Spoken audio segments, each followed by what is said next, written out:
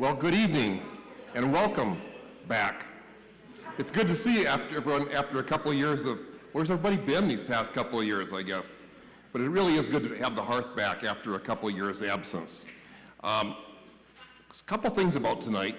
Tonight is a theme most, if not all of us, can appreciate. We also have a new addition. We have an online version. So people are watching online as well as those who are here tonight. Welcome to both of you. The last few years of COVID have been challenging for many different reasons for all of us. All of us have had mountains that we've climbed in the past. Some recently, some farther back, and maybe even some of us have climbed some mountains to get here tonight. Tonight you're going to hear some moving stories and music about mountains. People must climb these mental mountains to reach the top. Our goal is to reach the mountaintop. However, this journey can sometimes be long and physical with detours along the way. We may not reach the mountaintop for every single journey. However, we all learn more about ourselves and we can surprise ourselves of what we can do. I want to thank a few special people to help make our Hearth happen tonight. First of all, the Hearth Committee, which is Hyla Lipson, Janie Duell, Sam Engel, Leslie Coster, and Tom Berry. Tom and Kate Campbell deserve our special thanks for making sure we can hear the Hearth by providing support for the sound system, and as I said, for the first time, we can watch this online. We also appreciate Bethany Presbyterian Church for providing the venue at no charge. Tom, would you like to come up here and welcome everyone?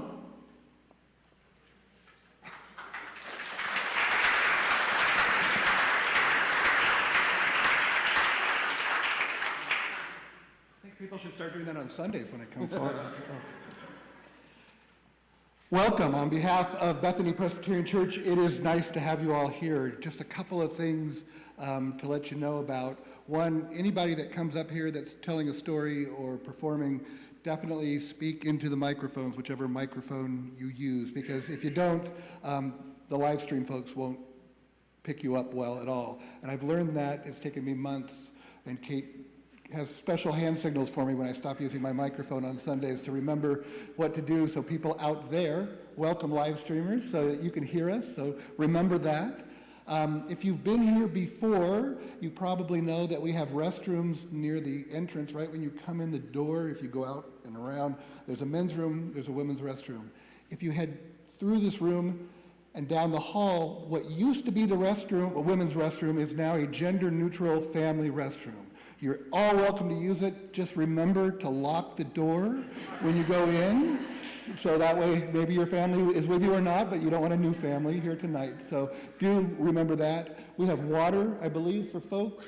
During our intermission, you're welcome to kind of mill around out there and get to know James and Nami a little bit better. And it seems like a nice night to go outside too. If we really need to go down the hall, we can for spillover, but I think we have plenty of room right here. So you are welcome, and to stay in here too and visit as well. I think I get to introduce James. All right, then I would like to, I'm going to look around. Is James somewhere in the building here? He's in the back. There he is, okay.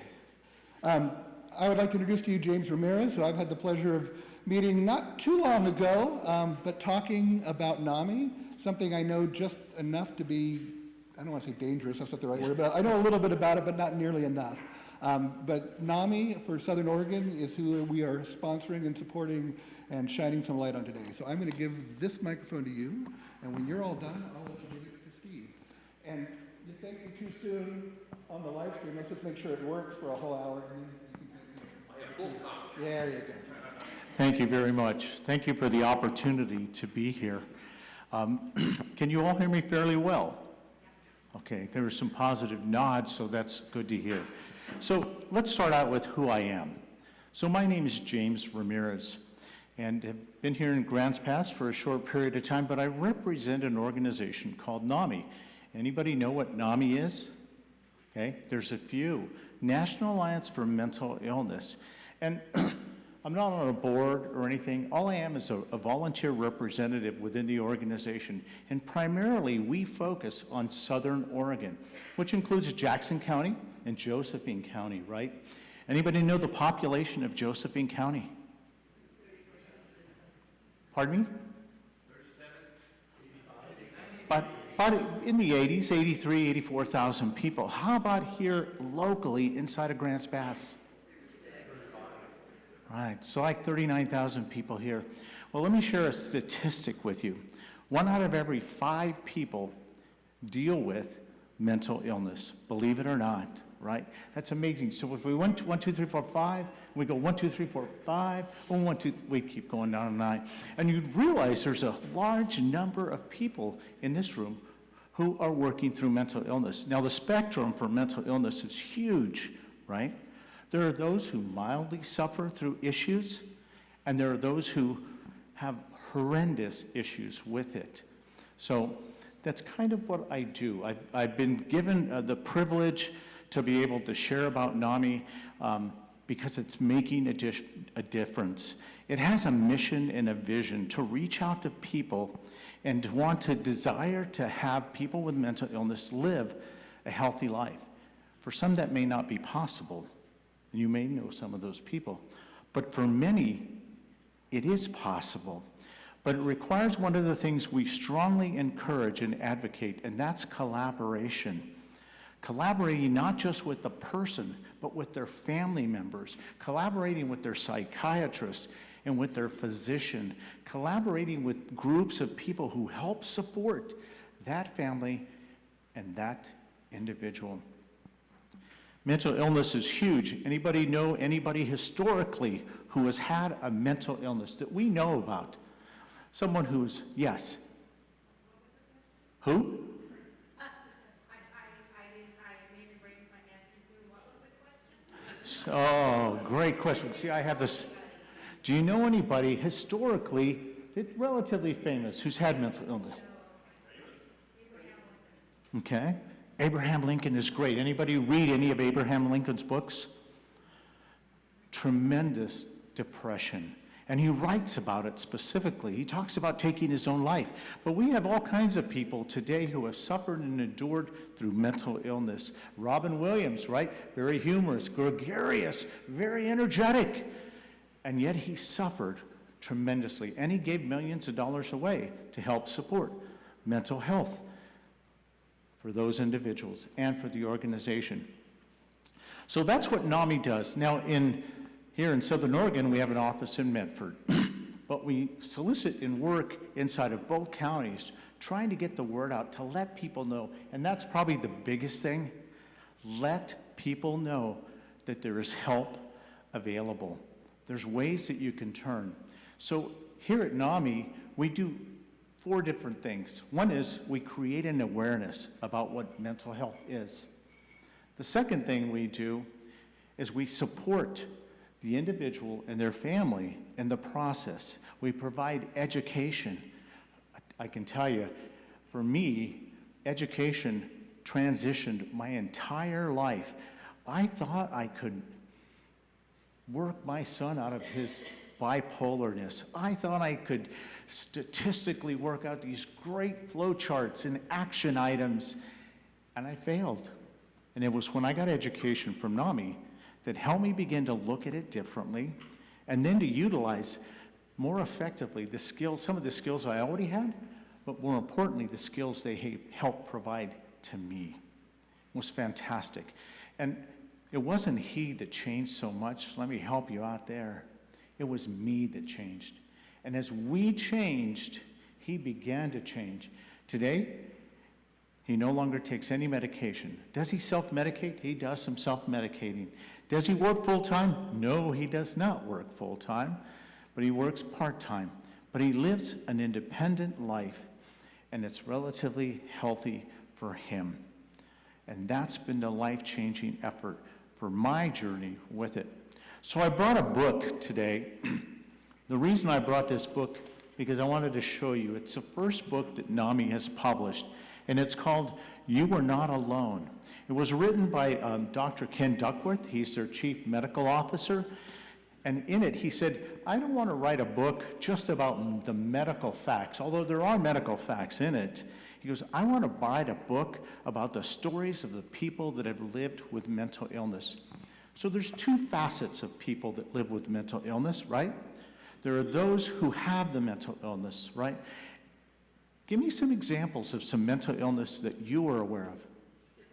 Schizophrenia, great. Anyone else? bipolar, borderline personality, right? PTSD, major depression. There's a number of different, OCD, right? ADD. There's a number of issues out there that people suffer with on a daily basis on this broad spectrum of their ability to cope with their situation.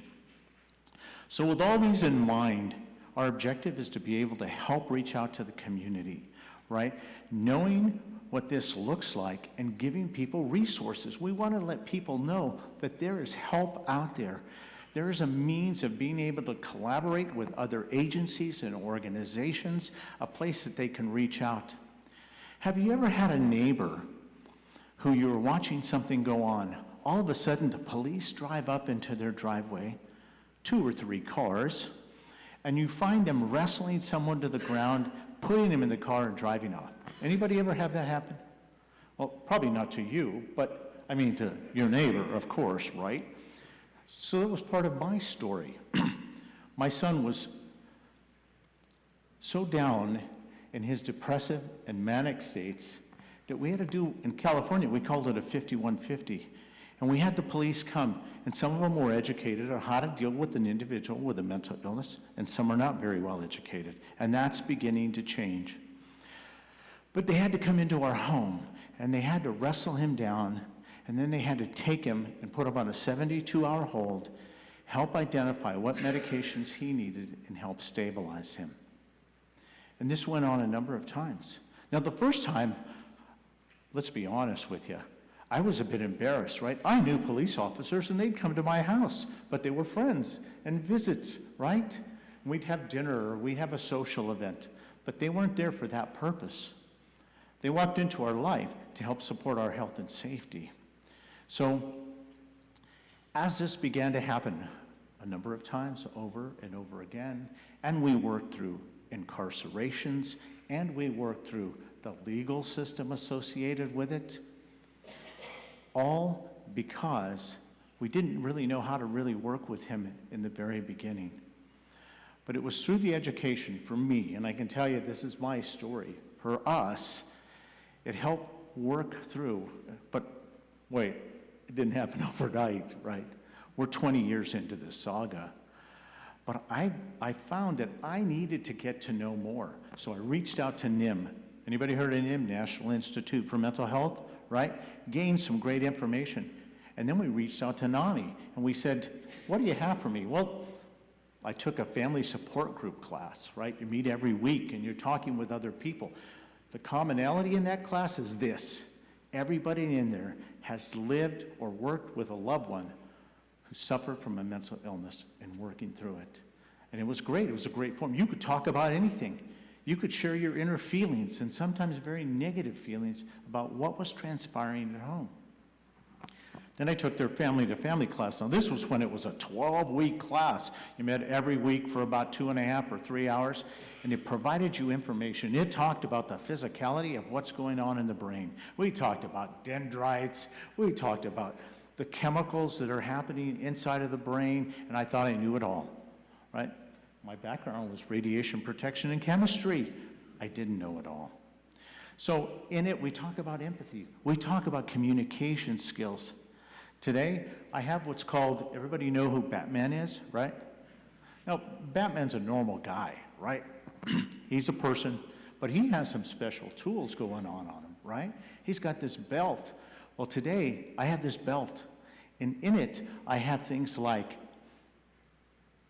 what kind of questions would you ask? So I don't ask questions that are closed questions. I ask some very open-ended questions. And I use LEAP from Dr. Xavier Amador. So that's one of my tools with it at the same time.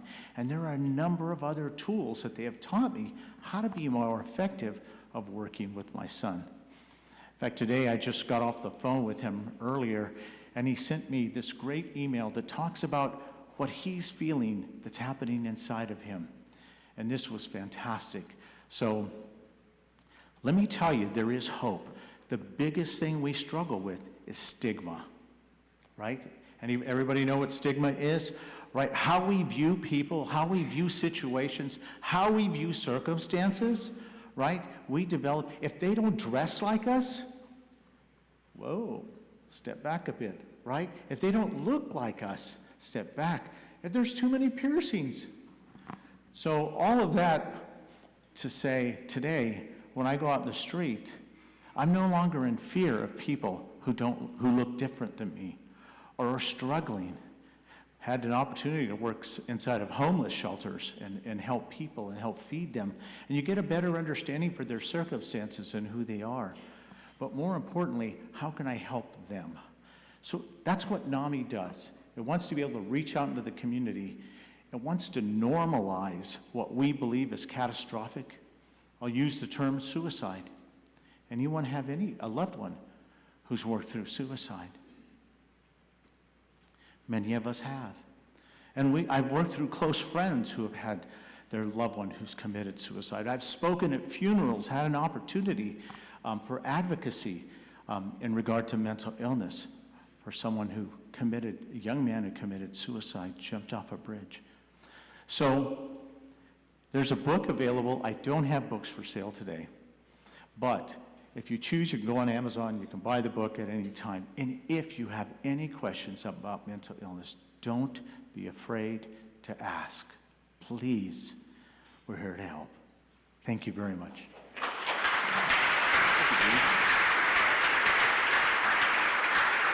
Thank you, James, for talking about that very important topic. To start us off, Kevin Whittison. Kevin is now gleefully retired after 4 decades as a journalist. And his first song is going to be Deportee.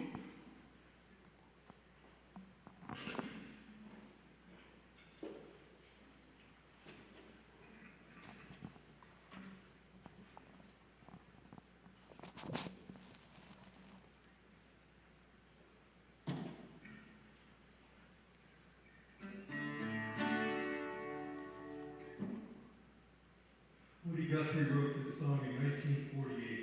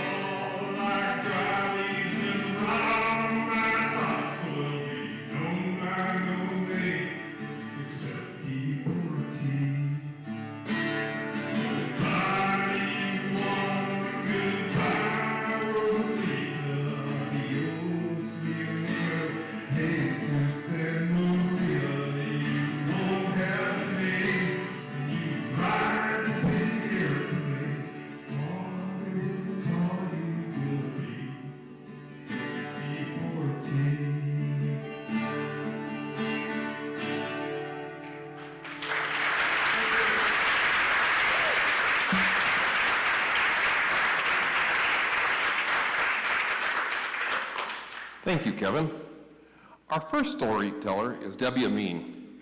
And Debbie was born and grew up in the Upper Peninsula of Michigan, not very far from where I grew up, and has spent the last 30 years living in the Pacific Northwest. Debbie loves to travel, cook, bike, ski, stargaze, read, garden, and tell jokes. She has volunteered with the National Ski Patrol, is a Rotarian, and a member of the Board of Examiners for the Malcolm Baldry's Performance Excellence Program. Debbie has spent her career in healthcare and philanthropy and is semi-retired. Last year, she and Fritz, her husband, moved from a ranch in the Applegate to a home in Grants Pass. Please help me welcome Debbie Amin.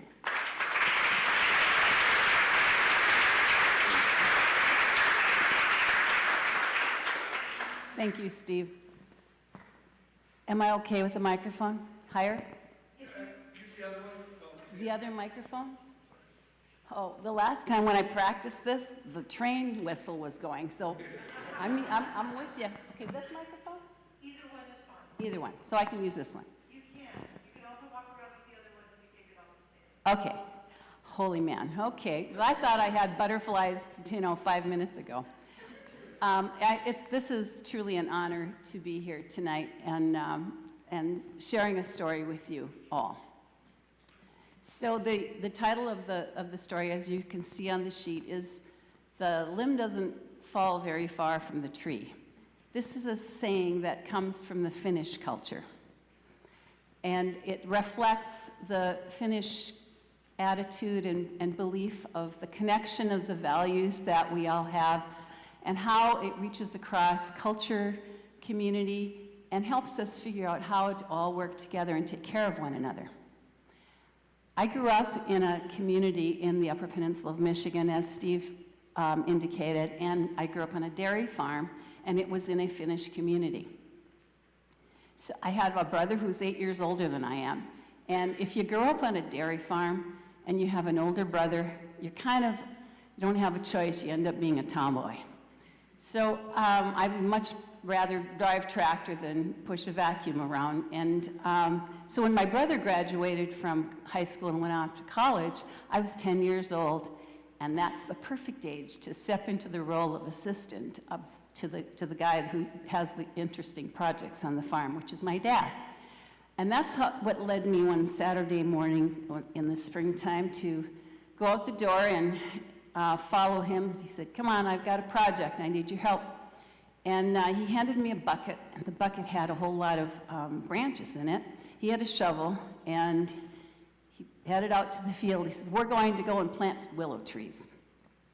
So the way the job worked was he took the shovel and made the hole in the ground, and my job was, I was the bucket girl. I would take out one of the branches, and the end that was cut, that would get shoved into the ground, so it would take hold and grow over the summer. Well, a couple hours later, we were into the field, and the bucket was empty, and he turned around and looked at what we had done, and he looked so satisfied with what the work was, and I'm looking at it and I'm thinking, I can't even see those branches in there. I didn't get it. And he kind of picked that up and he said, I know it doesn't look like much, but 40, 50 years from now, these trees are going to be 30 feet tall. I probably won't live to see that, but you will. Someday you're going to come and you're going to look up into those branches and you're going to remember this day. And that was kind of a big vision for my 10-year-old brain, so I didn't know about that either. But I was totally in on the bucket job. I was there. And as I look back now, that was probably a transformation time of the property, of our farm. My grandparents settled there in the early 1900s, and when they got there, they cleared all those trees off the land so that there was grazing land and hay could be grown and crops and other things. Well, it's been a long time since they had cows, and so it was time to get rid of when there was no need for all of the grazing land, and so my parents were deciding what they were going to do with the land, and they decided, well, you know what? Let's just put all the trees back. They worked with the local agriculture agency, and over the next 20 to 30 years, we planted tens of thousands of trees on those 200 acres, plus a couple of trout ponds and a marsh area where the migratory birds came through, and my dad cut miles of tree trails through all of the acreage. It was a magical place to grow up. My brother and I spent countless hours out there. It was adventure, there was games, he did hunting. Our kids had fun there, our grandkids. It was a great place to have fun, but it was also a great place to reflect and contemplate. It was a great place to have hard conversations, because you know, you could be out walking the trees, you didn't necessarily have to make eye contact with the person next to you. And I can remember one of those times in particular that I had a hard conversation. I had finished my graduate degree and had a job offer from Washington State University. And I had to have a hard conversation with my parents that Fritz and I were taking those grandkids of theirs and moving to Spokane, Washington. Well, there was lots of tears, there was sadness, and it was a hard conversation. I mean, I was the baby, I was their daughter. What was I thinking moving across the country? So and my mom was a sad one, but she had a big heart too. My dad was a Finnish one, and he didn't do sad and he didn't do any tears. He did grumpy better than most. And so the next few months were difficult. That we had a hard time kind of being in touch with one another, and I was anxious for coming back that next summer so I could start mending those fences. Well, that summer I sat down at the kitchen table with them, and I could feel it. You know, the air was pretty cool, and I thought, all right, come on, Daddy, let's go walk the trees. So we went out and walked, and he started asking me questions, and finally he said, Debbie, are you really happy out there so far away from home? And I said, yeah, Dad, it's beautiful out there. It's the Pacific Northwest. It's a lot like the UP, and it's, you know, I love my work. What exactly is it that you do? Now I have to explain to him what I do as a development director.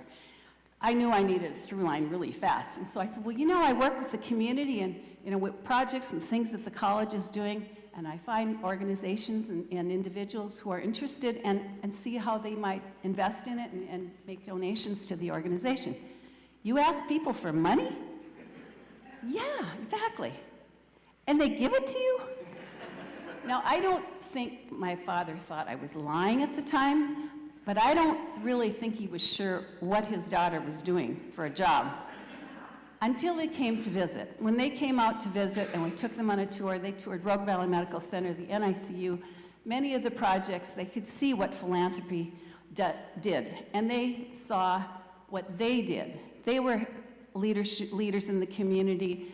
They converted a dump to a landfill with you know, getting tax dollars and people to do, they knew what it was like to get people to do things, to invest in ways that improved the life for all of us. So, my dad lived until he was just short of his 93rd birthday. And that morning I was fortunate to be there. And as I left the veterans facility, I got to the car, I thought, well, I think it's time for you to go walk the trees, girl. As I stood under those willow trees and looked up in those branches, I thought to myself, you're right, Daddy, I do remember it. I remember that day as if it were yesterday. And I thought then how much I appreciated how he taught me about the values that we had as a community, as a family, and how when we work together and we're connected, that we truly do make a difference and everybody benefits from it. So here I am in Grants Pass, Oregon, and the gratitude continues. Because what? This is Tree City, USA, like 34 times over the last many years. I'm sitting in a room where an organization like the Hearth brings people together to have conversations, to tell stories, so that we're connecting to the things that mean something to us. As far as mountains, I'm thinking that this is the framework by which we look at the mountains. We not only figure out which mountains to climb, which not to climb, but whether we climb the mountain or break trail. The limb, may have landed 3 time zones away, but I don't think I could be in a better place than I am right now. Thank you.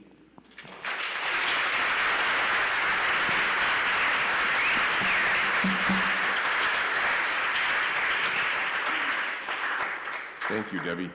Steve, can I interrupt you 1 second? If our next storyteller they can hear you fine, if our next storyteller could use the mic on the stand, the only reason is because our main camera is focused right on there, and so that'll help the live stream people see the Okay. I'll take it back with me so they won't be able to get a hold of it.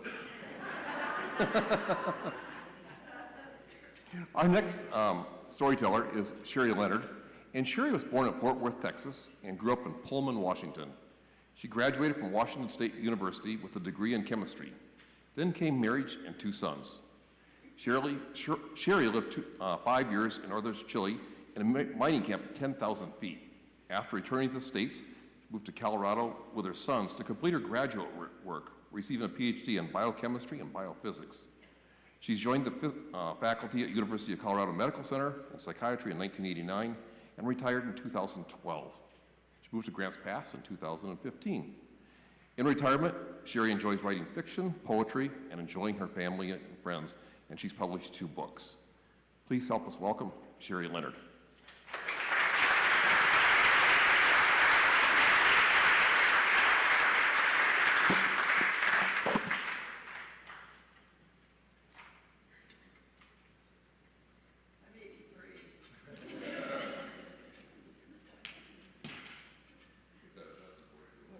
That would be good.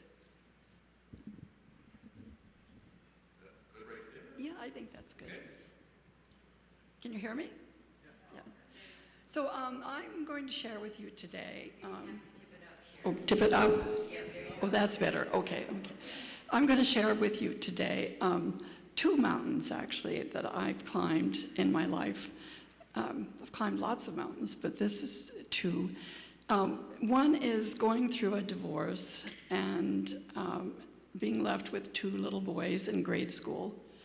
And the second mountain is even higher. It's figuring out why that happened and giving closure to it, which I think a lot of us do. George was my husband, and we met, we lived together for 20 years, no. We lived together for 3 years, and then we married, and were married for 17 years before he left. And the children were in junior high and grade school when he left. And I was sick, I got a cold, and I got pneumonia, and so my mother came up from Texas to help with the children. And she sat me down and she said, "All right, dear," my mother's very pragmatic. "Dear, you can have a nervous breakdown, but you just can't have it now. You have 2 little boys, and you need to do something with your life. So we'll schedule your nervous breakdown sometime in the future when it's more convenient. And my father, who was very wise, said, I think you should go to graduate school. So I did. And we, as he said, we moved to Denver, and the boys and I. And I got a PhD and had a very satisfying career working in a psychiatry department. And I know all about NAMI, and I just respect that organization so much. I'm a scientist, and I studied smoking in the mentally ill for 30 years. And I had a very satisfying career, but it's so important what NAMI is doing. And I never married again. George married again 4 times. He was actually, bless his heart, killed in a plane crash in Guatemala about 10 years ago. And he was flying his own airplane, and it was raining, and he flew into a mountain with his 4th wife. So that was very sad. My kids were really sad, and I was sad too, because I'd always hoped there wouldn't be a reconciliation, but sort of an understanding about why he left and why our marriage didn't work, when I thought we were so in love. I've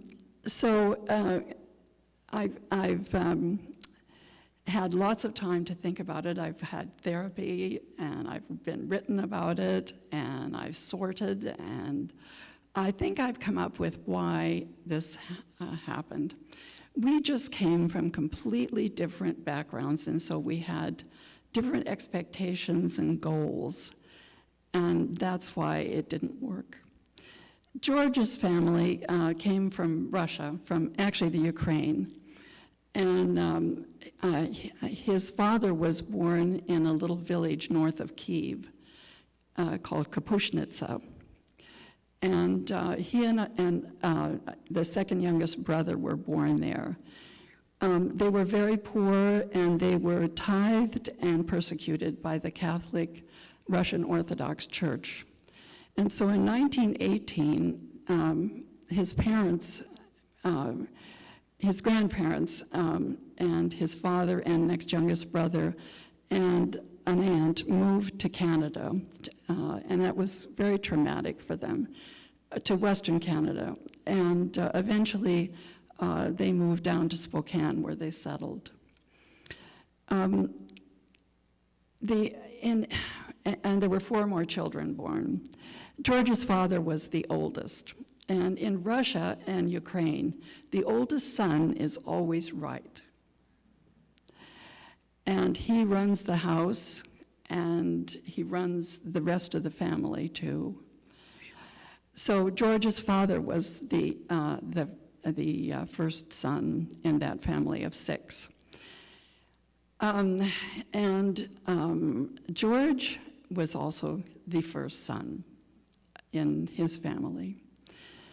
The grandparents I really loved.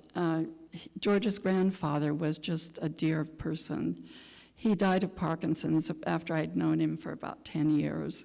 He gave me his Russian dictionary and was pleased that I was trying to learn some Russian. I learned the alphabet, and that's about it, and spasiba, and that's about it. But his grandmother lived to be 103, and she was quite a lady. She used to garden, had a huge garden, and she would give everybody potatoes, sacks of potatoes. She taught me how to make borscht and pierogies and raspberry juice. And she was very sad when George and I broke up, and she told me, "You can always find another husband, but you can never replace a son." And so she was very sad that we had broken up, and I was too. So George's mother was a Polish Catholic, and she was not accepted into the Ukrainian culture and family at all, and because of their persecution by the church in the Ukraine. and that made life for her kind of difficult. They had 6 children, the oldest of which was George, and the youngest had Down syndrome and was stayed at home until she was 9 when she was hospitalized. George's father, being the oldest, started a business, and that business sort of took him away from the home a lot. And he was a sporting goods business. And so George's mother was left alone with the children a lot, and she was given an allowance to run the house. And she told me once that she wished she had become a nun. My parents were just totally different, and my upbringing was totally different. My grandfather's family came from Scotland, and they also emigrated to Canada, but to Eastern Canada. They were flour millers, and they moved to Texas and set up a flour milling business, and it did very well. They were very bright people, and my grandmother was too. She played the piano and taught piano lessons. And they had 4 children. My father was also the oldest, but he was not like it in Russia. And so one of my father's brothers went to medical school, and my father got a PhD and did research on criminal behavior at Washington State in Pullman, and wrote 27 books. So that's who I grew up with. And I just think that, nurture and your family structure is so important. George and I met in college, and we fell immediately in love. I think a lot of people never have that, never fall in love, and I did. And I think George did too. And we had a few happy years. But then we went to Chile to live for 5 years, and things sort of changed down there, and I really never understood why. And my boys were born in Chile down there, and so I think that may have had something to do with it. But anyway, when I was a scientist, or I'm still a scientist actually, I believed that genetics was what made you who you are and who you become, and I still do. But raising 2 boys by myself and nurturing grandchildren has made me, for 50 years, has made me realize how important family structure is. My parents had a very equal relationship. My father was a professor, and he had more free time than my mother, so he used to take my sister and I to doctor's appointments and to see our friends. And he also helped in the home and helped my mother. He loved my mother very much, and he was very supportive of everything she tried to do. So she was an administrator at the university, and so their relationship was just very equal. But George, being married to George was just different like that. He wanted me, he said he wanted a woman, an accomplished wife, not. And he wanted somebody who would take care of the kids in the home and do whatever he wanted to do. And that just was not what I wanted out of the marriage, or what I expected after my upbringing.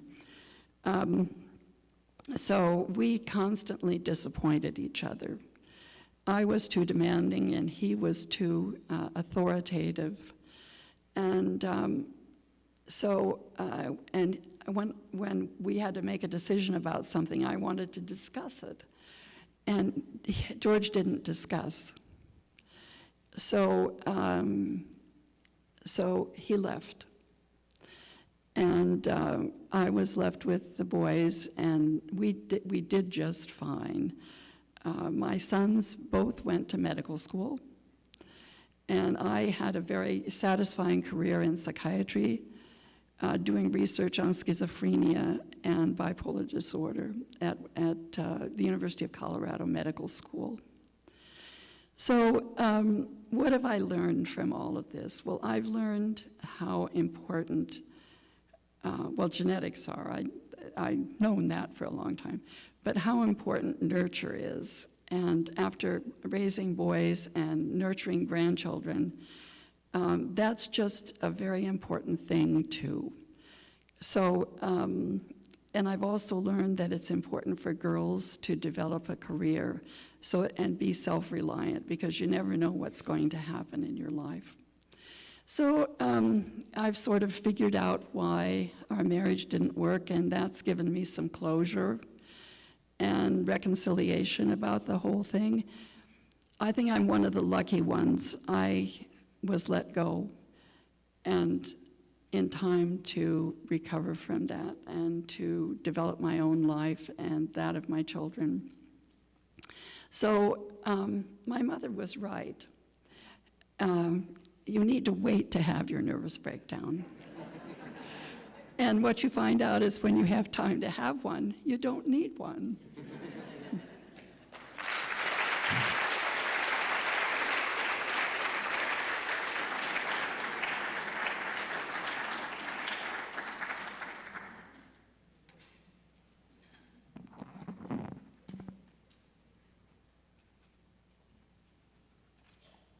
Thank you, Sherry. Our third storyteller is Archie Leidy. Archie is the blessed father of 3 daughters, Alina, Becca, and Gabriella. He is married to Holly, the love of his life, celebrating 20 years of official love tomorrow. Archie retired, from law enforcement in February of 2021, accepting the chief security officer role for the Flying Lark. Completed a Master of Science from Michigan State University in May of 2022, and has since resumed law enforcement while he become a chief. He thanks God every day for his blessing. It's an honor to be a part of this hearth. Please help me welcome Archie.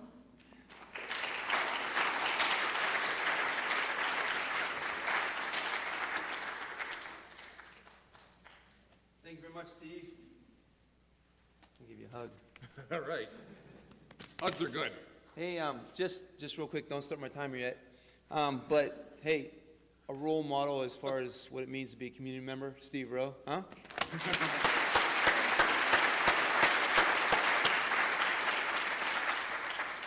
right, I'll give you the no. I'm going to start the timer. I got 10 minutes. So I'm going to put these glasses on. What's that? Or do you want to take it off? I think I'll sit. Okay. Thank you.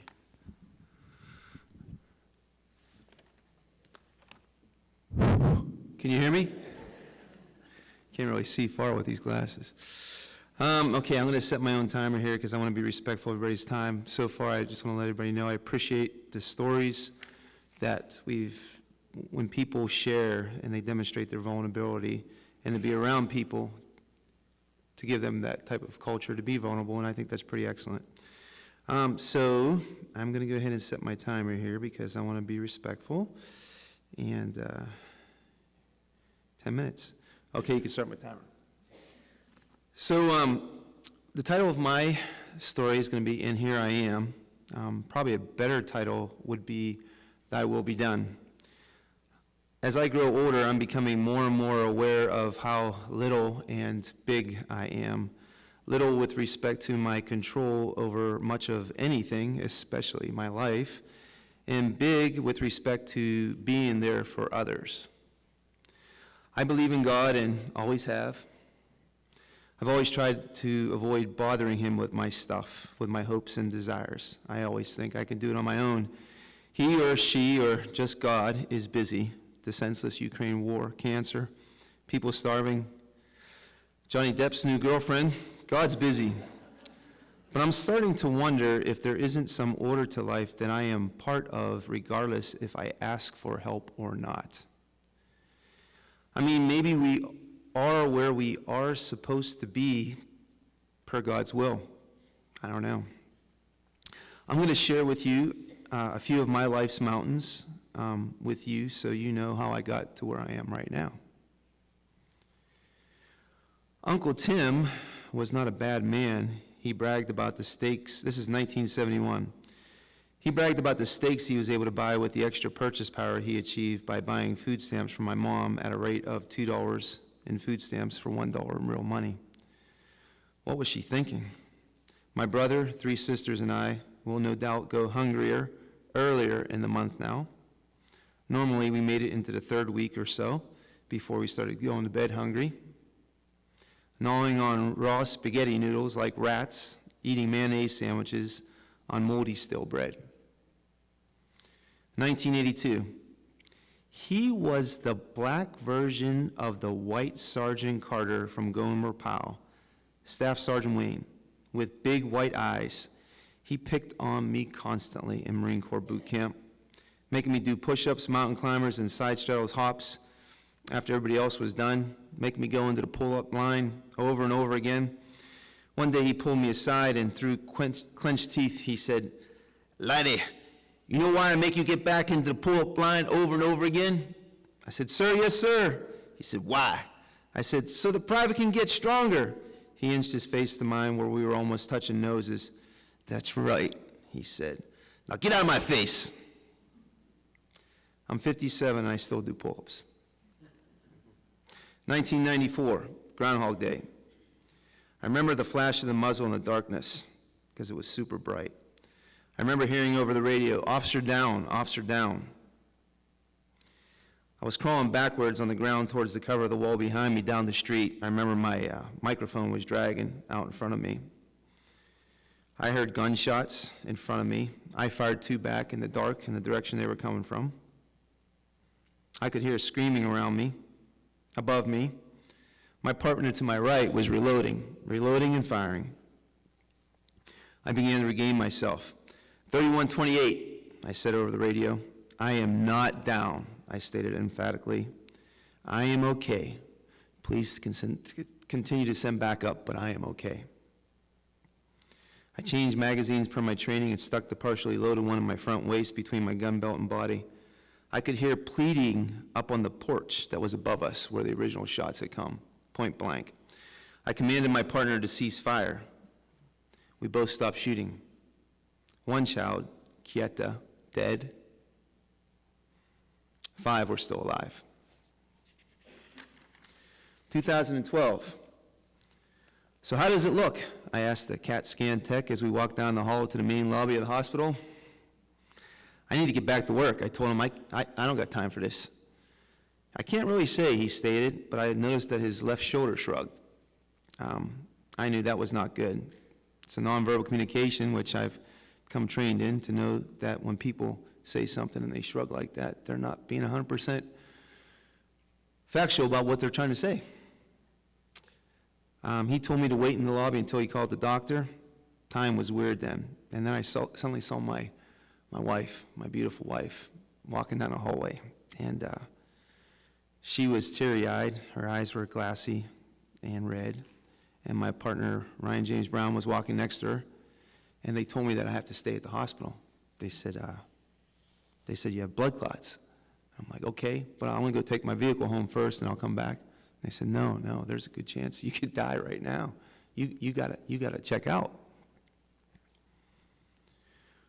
2020, we both knelt down on the floor and held Jaden's lifeless 12-year-old body. She was getting cold and stiff. Mom was fighting death, and I was just kneeling next to her. She was not giving up. I didn't know what to do or what to say. She just come home to her daughter, and her daughter was dead. And she was fighting death by herself.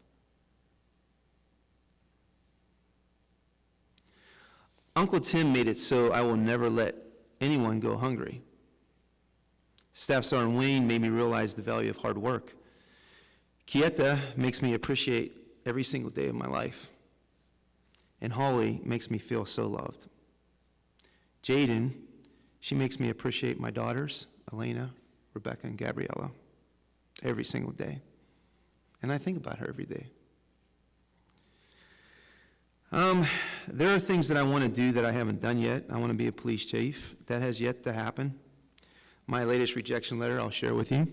Sir, I'm sorry to inform you that you will not be moving forward with our selection process. I appreciate your participation and understand this is not the news you had been hoping for. But maybe I'm still needed in a non-chief capacity based upon a will that I do not fully comprehend. I do not know, but I'll tell you that these lyrics, I was one of those kids that, until I got in the Marine Corps, I always thought they were singing Maxwell Jump. Maxwell Jump, but they were saying Might As Well Jump, right? Anybody know what I'm talking about? Well, one of the other Van Halen songs is I Can't Stop Loving You. And my daughters and I, every one of them, we've sang this together. But the first lines, I think, are significant. There's a time and place for everything, for everyone. We can push with all our might, but nothing's going to come. Oh, no, nothing's going to change. And I find that very significant and accurate. I admire Rogue River Police Chief Jim Williams. He's the guy I work for right now. He's a man of solid character.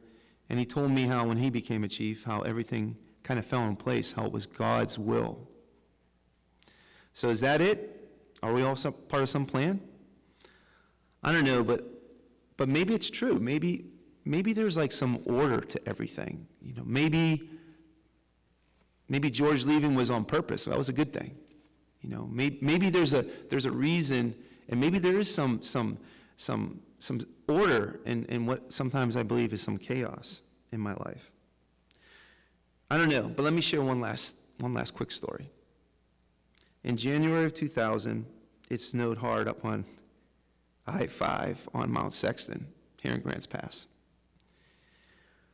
My wife, who forbid me to ever tell this story in public, she was a trooper, and her partner, Trooper Blaine Allen, they were getting ready to open up the roads again because they had just cleared a tractor trailer that had crashed, and unfortunately the driver was decapitated. The rig was on its side. It was snowing crazy up there, and they had just gotten the road opened up, and they were walking back to their cars to take off. They were the last of the emergency services group to leave. As they were walking back, they come across, first thing that they did is they came across a bumper.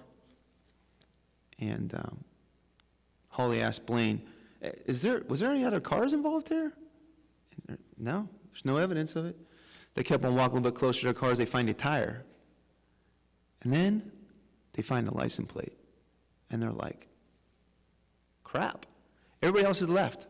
They're totally within their rights to get in their patrol cars where it's warm and take off. But they're sitting there thinking, wait a second. This truck was a beer truck, by the way, and it was on its side. And they decided that maybe there was another vehicle involved, so they started digging around the truck, and sure enough, eventually they see through the snow, they see some lights. And so they started saying, hey, maybe we got a situation here. Some of the people came back. One of the paramedics stuck their hands through the snow, and a little hand grabs this paramedic's hand. And everybody's going crazy. They bring the whole world back, they unload the truck, and they lift up the trailer over top of this car that was underneath it that nobody would have paid attention to. And they found a mom and 4 kids. And they were all still alive. So, over my time, but just saying, I think sometimes in life, maybe it is God's will. Thank you.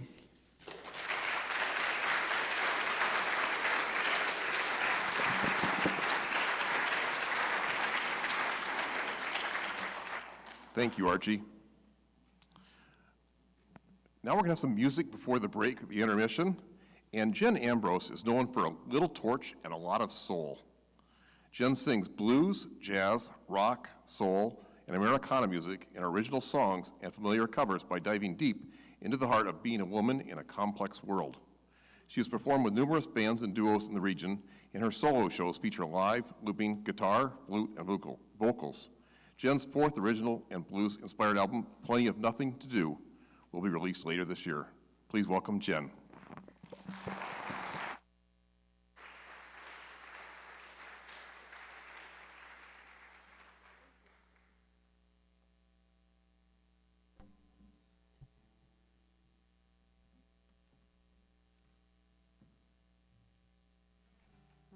I appreciate joining you this evening, and I understand it's been 2 years, so we've all been climbing our own mountains through this time.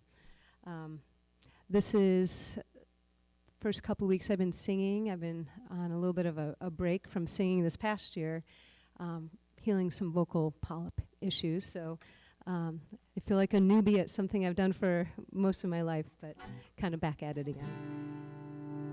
This song came through just as COVID was starting, and just wondering the faces of those that we know and love, when will we see them again? Who will we be to one another? And, you know, so many of the stories I'm hearing is about being part of the embrace of who we come from. And, well, this is one song called Familiar.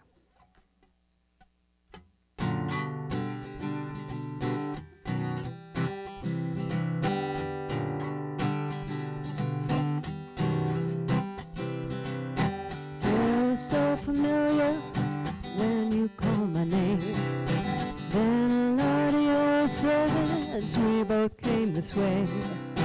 Long, long ago, almost like in a dream, I'm starting to remember how we used to be. Now I notice when you look at me, there's something so familiar that reminds me how we used to be.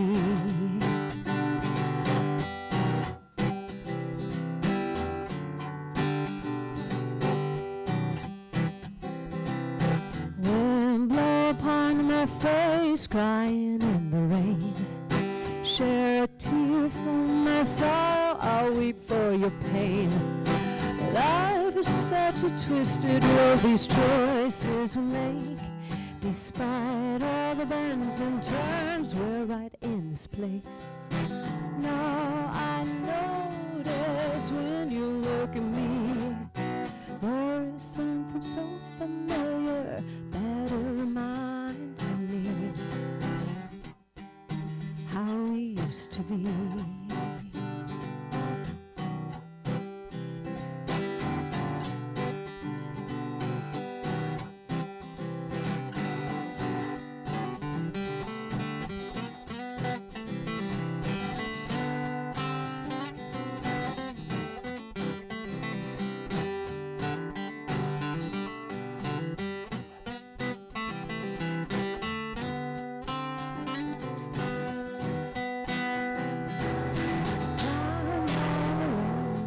Us closer together. World gone mad, glad I'm sharing it with you. Life is hard, but sometimes sweet and easy. Loving one another is the best thing we can do. I turn and recognize you in that old way. Your eyes tell me more than any word can say. I remember the magic in your touch. Baby, pull me closer, I just can't get enough. Now I notice when you look at me, there is something so familiar that it reminds me how we used to be.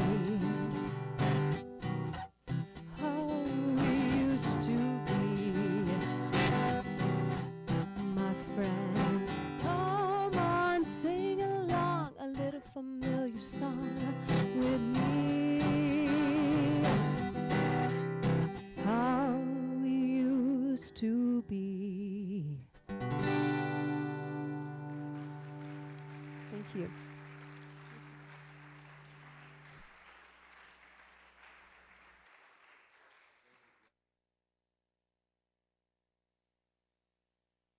Come on back and we'll have some more stories and some more music. There's some water out.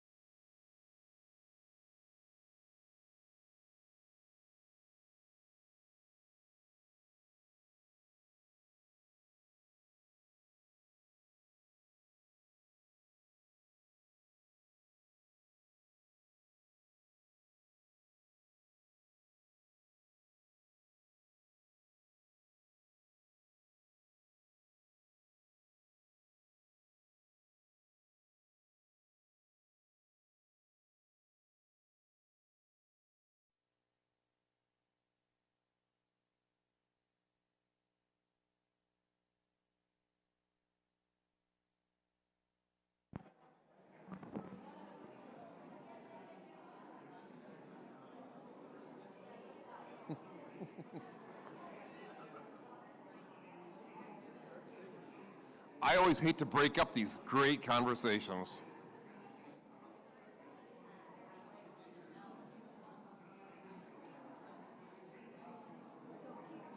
I know.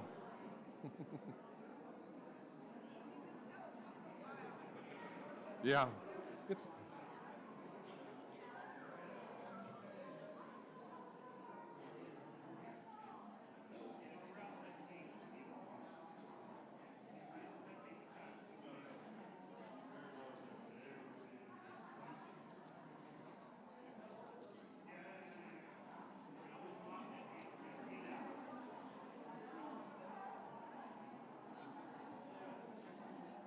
hello there.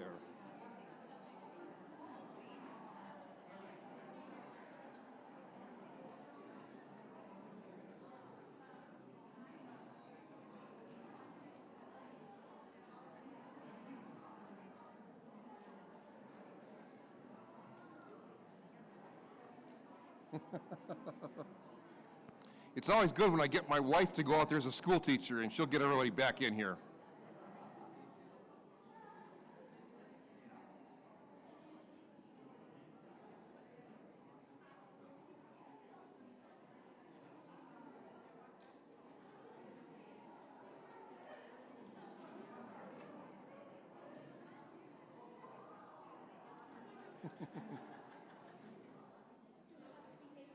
You- Is Jen ready to go? Where's Jen? Isla? Where's Jen? Where's Jen? Jen, please.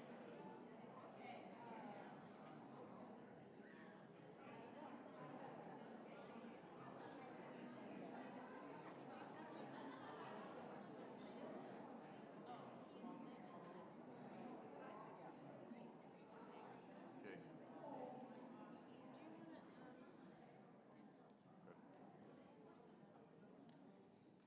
We're getting the last few people in.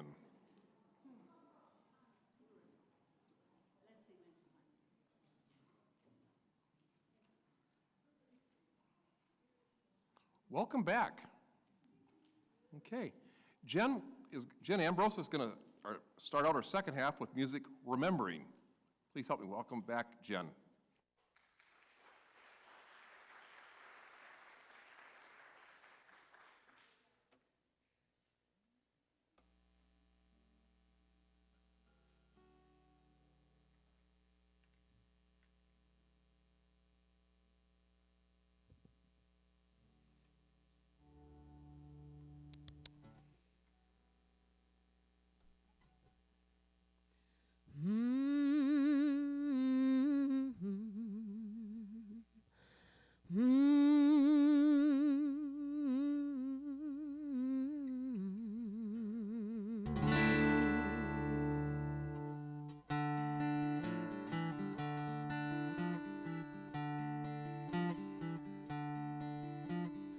Looking through the veils of a watery past, sometimes it seems that time has passed so fast.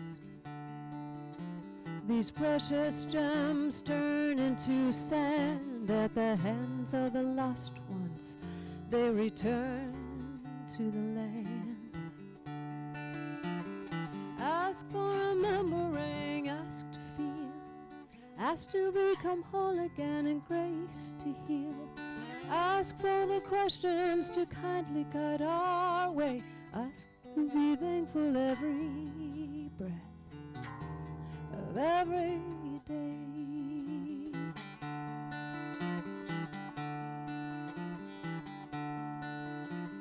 See the false magician turning truths into lies. This weaver of illusion and madness has lost his mind. Be not confused by his sleight of hand, because behind his back he hides a frightened man. Ask for remembering, ask to feel, ask to become whole again and grace to heal. Ask for the questions to kindly guide our way. Ask to be thankful every breath of every day.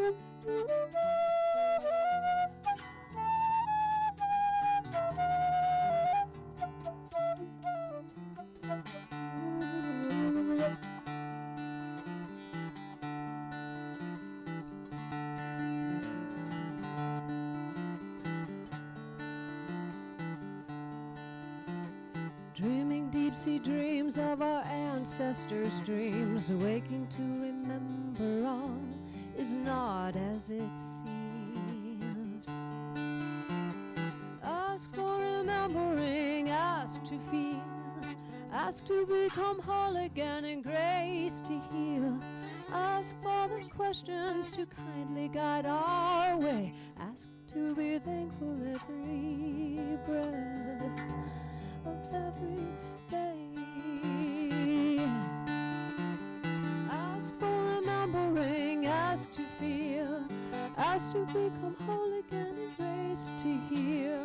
Ask for the questions to kindly guide our way, and ask to be thankful every breath of every day.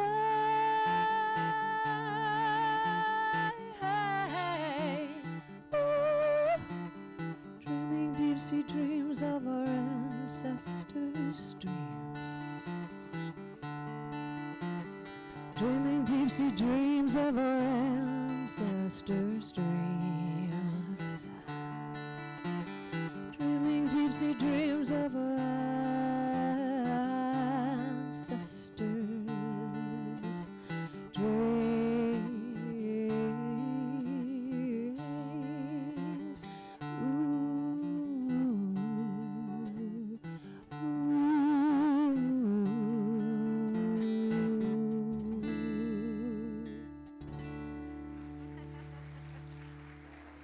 Thank you.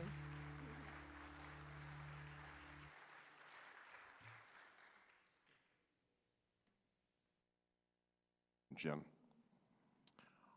Our next storyteller is Sam Engel. Sam has lived in Southern Oregon since 2001 when he moved here for Southern Oregon University. After graduation, he began his career in Josephine County as an AmeriCorps member with the Josephine County Food Bank, and he began his family. He has worked in Josephine County since 2007, trying to improve community health through nutrition programs and affordable housing. His kids are 13, 11, and 8, and they are all looking forward to a lifetime adventure. Please help me welcome Sam Engel.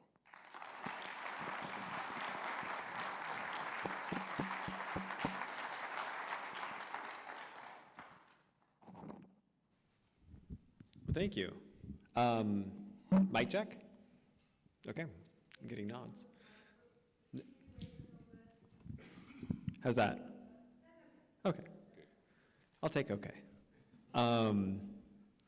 So I run up mountains sometimes, and I know that I don't have to do that. And I'm learning to climb them with some friends that I've met over the last couple of years, but that's kind of a different story. But I run, and I run a lot.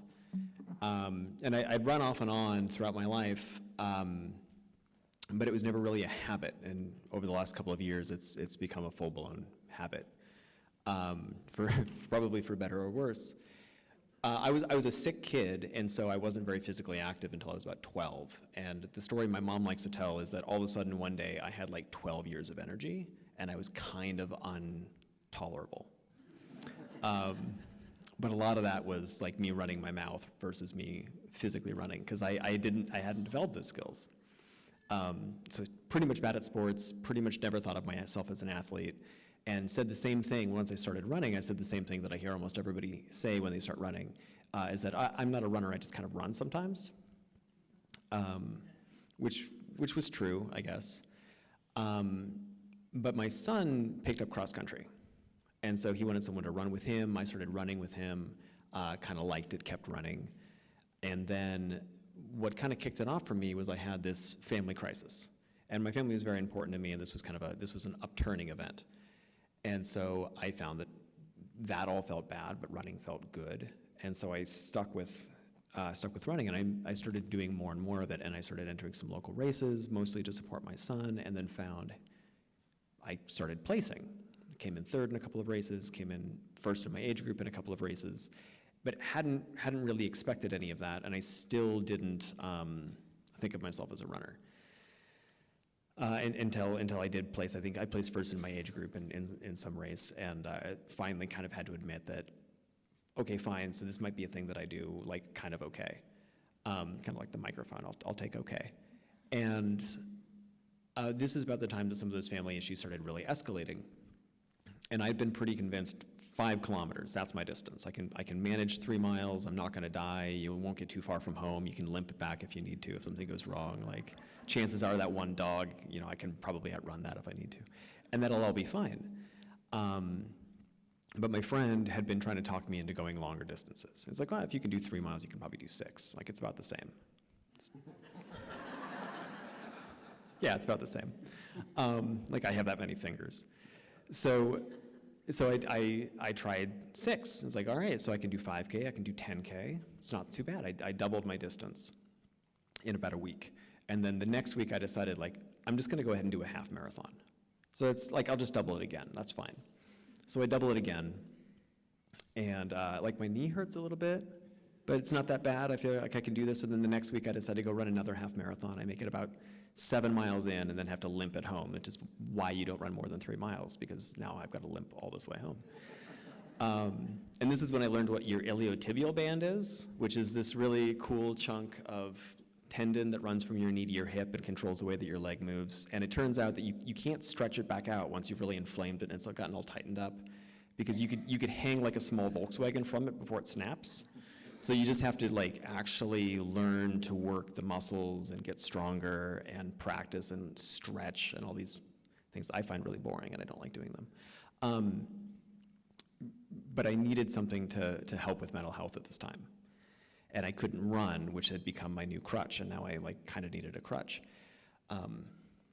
So I started actually doing the practices I was supposed to, because I really wanted to get this tool back that I was developing, the running tool. So the discipline became important for that, like, you know, actually following the instructions, listening to my physical therapist, actually going to my physical therapist, which I'd never done before. They're really smart, you should do what they say.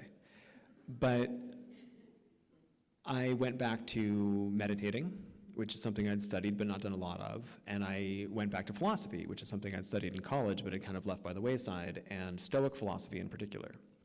And there's something I really admire about Stoic philosophy. Hard things are going to happen. Prepare for it, get used to it, and then learn how to deal with that as it comes. And so there's this phrase that the obstacle is the way. So that mountain I don't have to run up. Like, that's the goal, is to run up the mountain anyway. But the obstacle is the way. So whatever the hard thing is that's in your path, that's probably what your path is. That's probably why it's hard.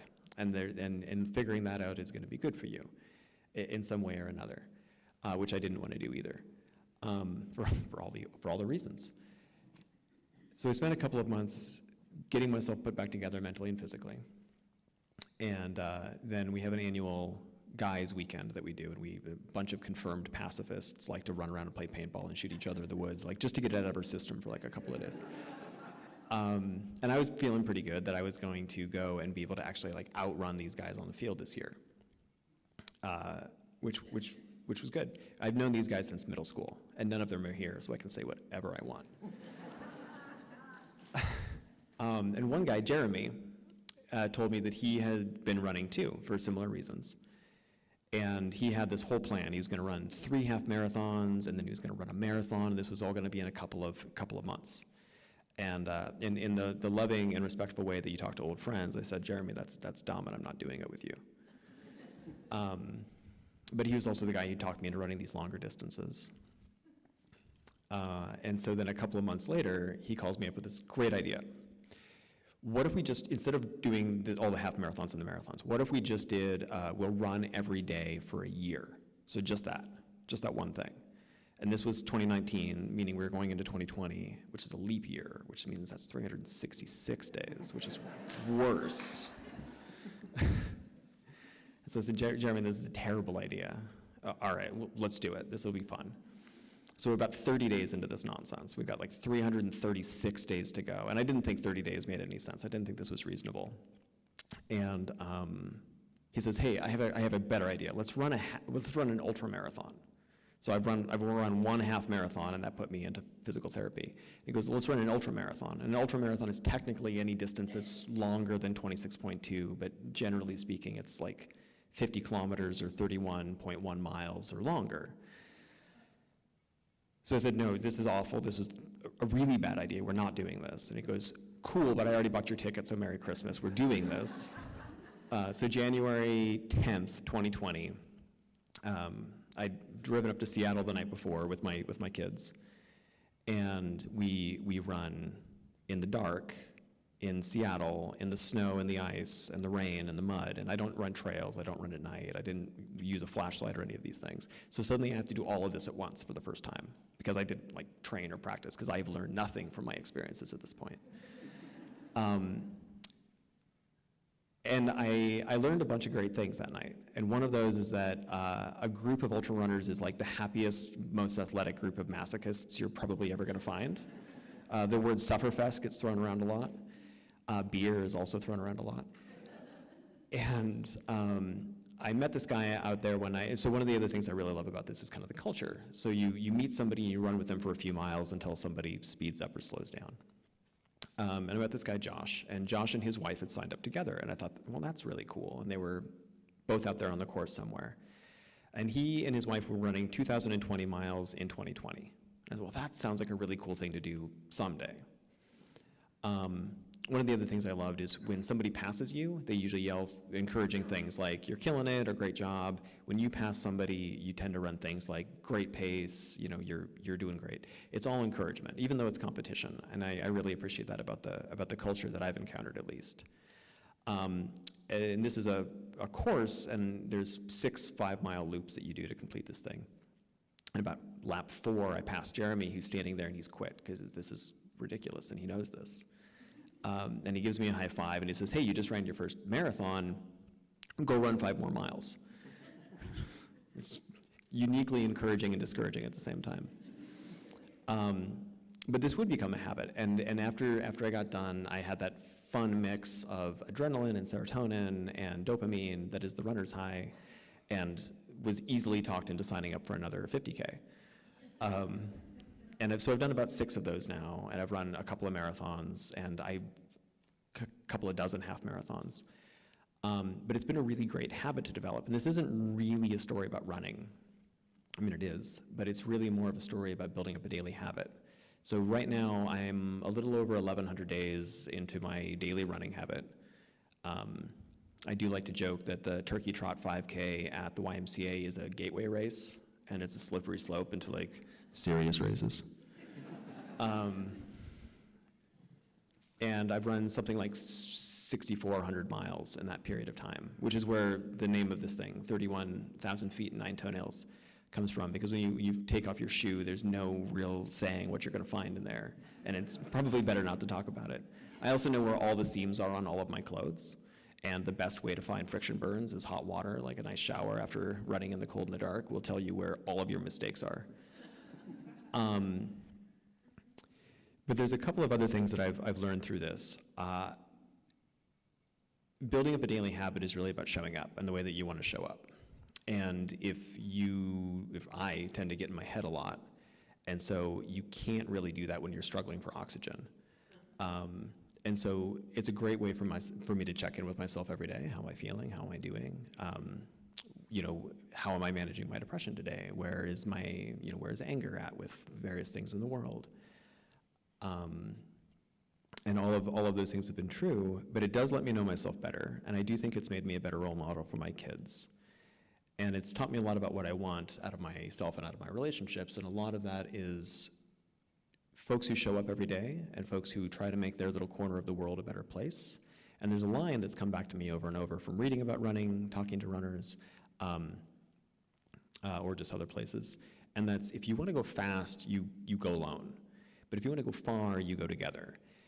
And something that I have come to over and over is that there's a place for both of those things.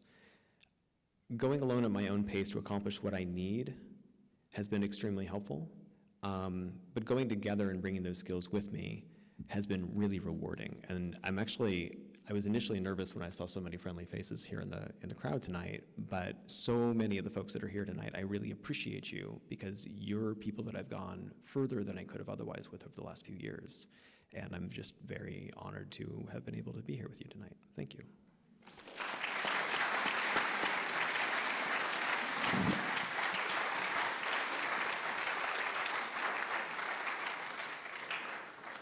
Thank you, Sam. Our Our next storyteller is Tommy LaBarge. Tommy has lived in Grants Pass for 32 years. He graduated high school at the top of his class. He received the Service Above Self Award from Rogue Gateway Rotary, was a student council member, and did internships. He turned down 3 college acceptance letters to stay home and help his parents. Tommy has learned many skills over the years and enjoys his automotive career. He is married with a 2-year-old child. Please help me welcome Tommy.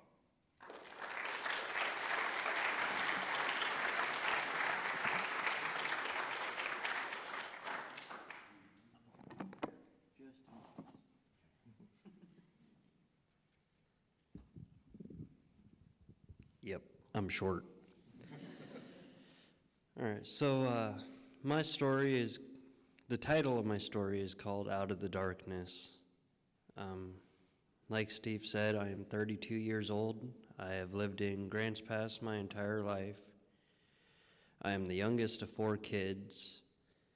And growing up, my mother was handicapped by a drunk driver. She was loving, supporting, caring throughout my baseball games, after-school activities. And I honestly couldn't be where I am without her. When I was 16 years old, I started going to school part-time and working part-time to help my dad pay bills.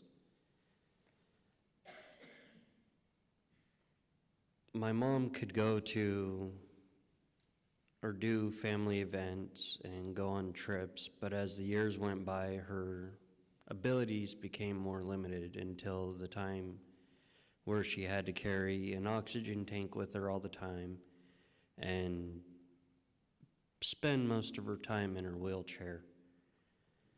But even through everything she had to go through, I got one good day where in September 5th of 2015, I got to dance one dance with my mother at my wedding.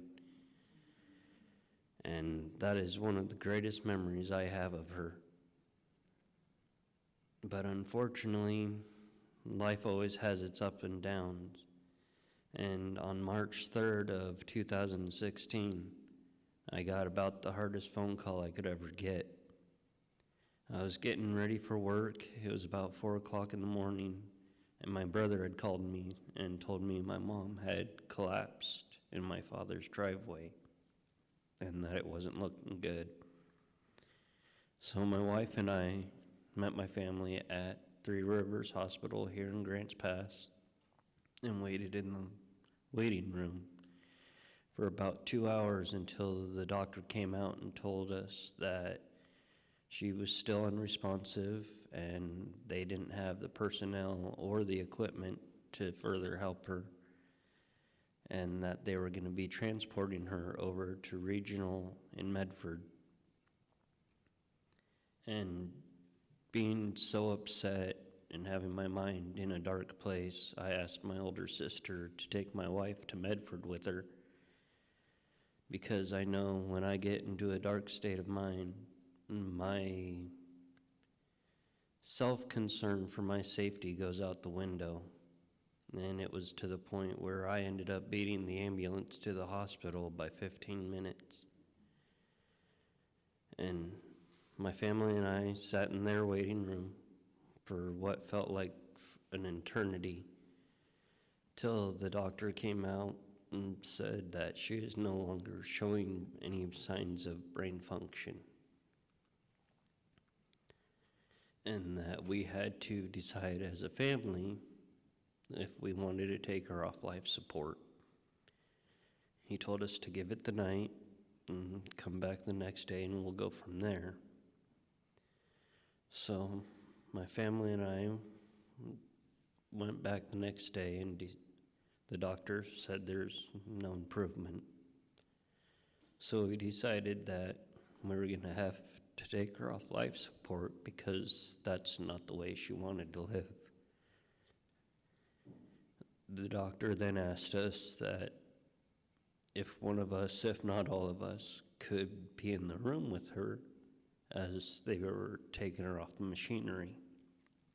Because even though she wasn't showing brain function, she would still be able to sense that we were there. Now, something you gotta understand is my parents grew up together. They got married when my dad was 18, and we couldn't ask him to be in the room to watch the woman that he loved for so many years be taken away from him. My older sister couldn't do it because she was too upset and wanted to be there for my dad. So the responsibility came to me to stay in the room with my mom. And I can still remember everything about that day, from the smell of the hospital, the sounds of the machinery, and the feel of her hand in my hand. After we had the funeral for her, I took 2 weeks off of work to be with my dad to kind of help him through this rough time. When I finally ended up going back to work, one of my supervisors had made a comment about my mother that didn't sit well with me. So I decided to turn in my 2 weeks' notice and quit. Now, I was still collecting unemployment, but it had fallen to my wife to pay the majority of the bills, which was hard for me to accept, being always caring for my mom and helping my dad. But unfortunately, it wasn't enough, because within the span of 2 years, we lost 3 homes, 2 of which were sold from under us, and our last one, our roommates up and left without saying anything, leaving us with a $5,000 bill that we couldn't pay. So we ended up having to move back in with my in-laws. And it's a struggle living with adults in their own home, but we managed and we got through it, and life seemed like it was starting to get better. In 2020, I found out that I was going to be a dad for the first time. My daughter was born in June 30th of 2020, and after that, life decided to throw more hardship my way. There was a falling out between my family and I that ended in the result of me not getting to see my daughter or my wife very much for a year. At that point, I was only able to either work or go back to a campground. And as the days went by, my depression got worse and worse, to the final point where I almost took my own life. And so I ended up calling my boss and letting him know, Steve Rowe, who's more importantly my friend. And he helped me see there's still a lot of people that cared about me and cared about who I am over what I can do. And through him and his kindness and the kindness of my coworkers, it gave me the strength to work with my doctor and continue trying to find a way to cope with my depression. And I finally was able to sit down with my family and tell them, I need my daughter, excuse me, and I need my wife back in my life. And they finally agreed to let me move back in with them. And now my beautiful 2-year-old daughter, every morning, helps her dad get ready for work. She helps me with my shoes, and she helps me pull out my uniform out of my closet. At the end of every day, she's sitting there waiting for me to come home, to come hold her and watch cartoons and eat dinner with her until she falls asleep in my arms. And even though life has tried to keep me down, I've always managed to find a way to get back up. And thanks to Steve and all those who have surrounded me, I've came to know that no matter how dark life can get or how much life can put you down, you should never be ashamed or afraid to ask for help or just have somebody listen. 'Cause just having that one person who listens can really save your life. So if I could teach anyone that has depression or even just a bad day, never feel ashamed to ask for help or even accept help, because it will change your life. Thank you.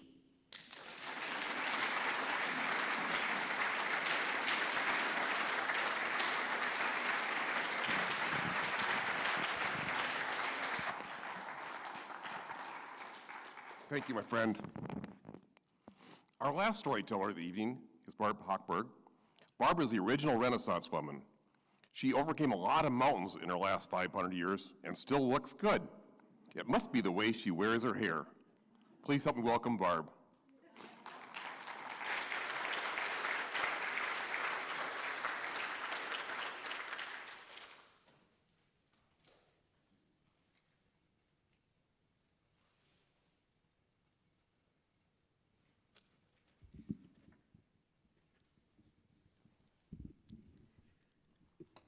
Okay, wait a minute.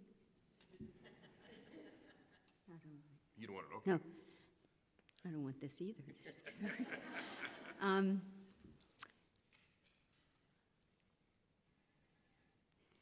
Well, you saw the way I climbed up the stairs. I mean, unless there's an elevator at the mountain, I'm not going.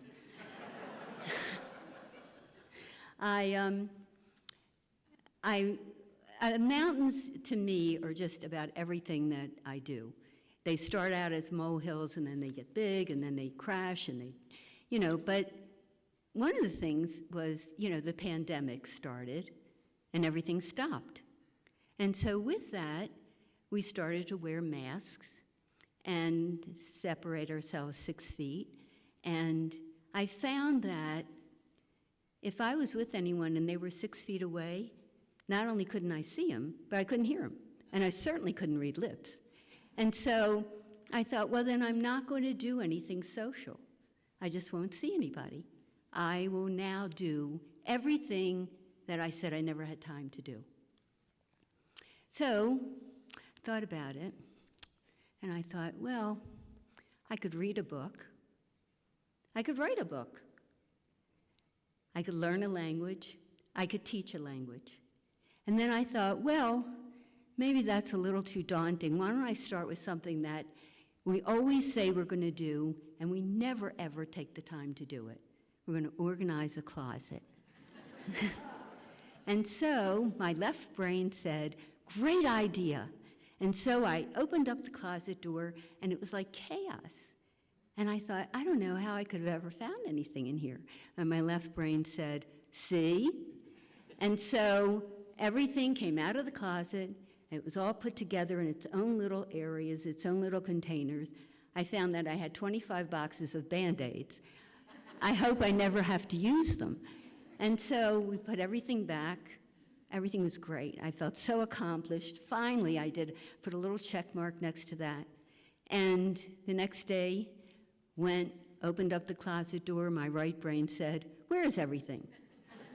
And so I thought, well, that's not going to be a good idea. I can't do that for the rest of the house. I have to think of something else. So I looked in the mirror, and I had a conversation with her, which is kind of strange. She often doesn't agree with me, which is really nerve-wracking. I looked and I thought, you know what? All the salons are closed. I'll let my hair grow, and I'll make it as like a science project. And so I thought, I have the equipment. I had a head, I had hair, had a ruler, pencil, paper. I was ready. And so I started off, you start off small, millimeters, then centimeters, then an inch. I mean, I was in heaven. I had such grandiose plans for this hair. I mean, it was just going to be so wonderful. I could put it over my shoulder. I could put it over both shoulders. I could do it in a ponytail. I could have it wafting down my back. I could run through the meadow with music and have it just, I just had this plan. And daily I would write down, measure and write down all this stuff. And so I was noticing that it was getting longer, but it wasn't getting longer. It wasn't really growing vertically. It was sort of growing horizontally. And so I had this curly hair out to here. And I thought, oh my God, I look like a clown. It's not even a good look for a clown. And so I thought, well, I have a couple of choices. I could buy big floppy shoes and a red nose and join the circus, or I could look out my door and wait for somebody who was running down the street with scissors and get them and have them cut my hair. And in the meantime, I thought, now what do you want to do? Well, since I had done basically everything I had planned, I thought, I don't know, I have all this time. Maybe I'll organize a closet.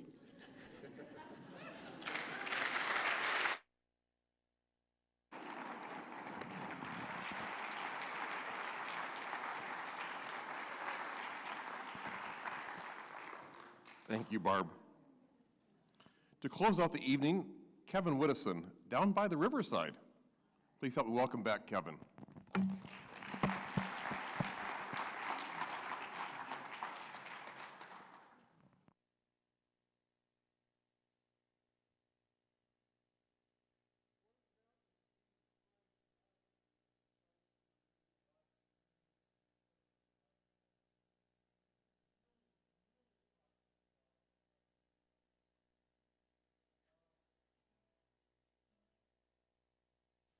Back before, recorded music and electricity, in Europe, the kings and the queens and the dukes and the duchesses, they could go to the symphony or the opera, and here in America, the rich people, the Astors and the DuPonts and whoever, they could go to the symphony and the opera, but if you were a working class person or a middle class person, if you wanted music, you had to make your own. And as recorded music came along more and more, there became this weird dividing line between the people up here who are performing and the people out there who are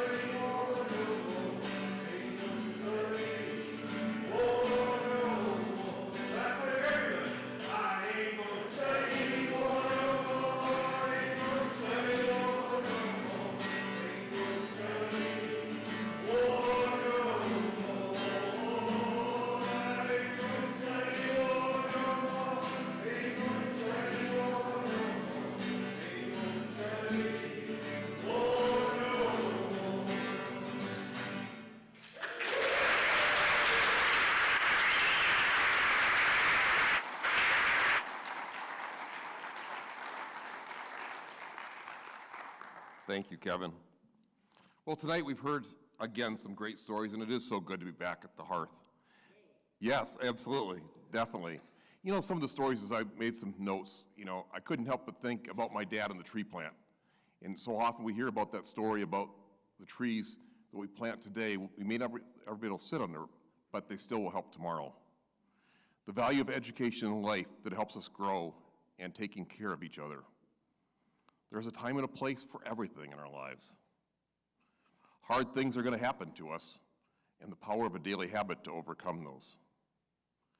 We heard about the value of one person in your life, how it can make a difference. And also how however we wear our hair, it's okay. The music and stories bring us together, and I appreciate each one of you for attending. We appreciate our online audience. We appreciate the people that bring us together, make this happen. Our next Hearth event will be on January 19th. The theme is going to be connection. So between now and then, be safe. Thank you for attending. Thank you.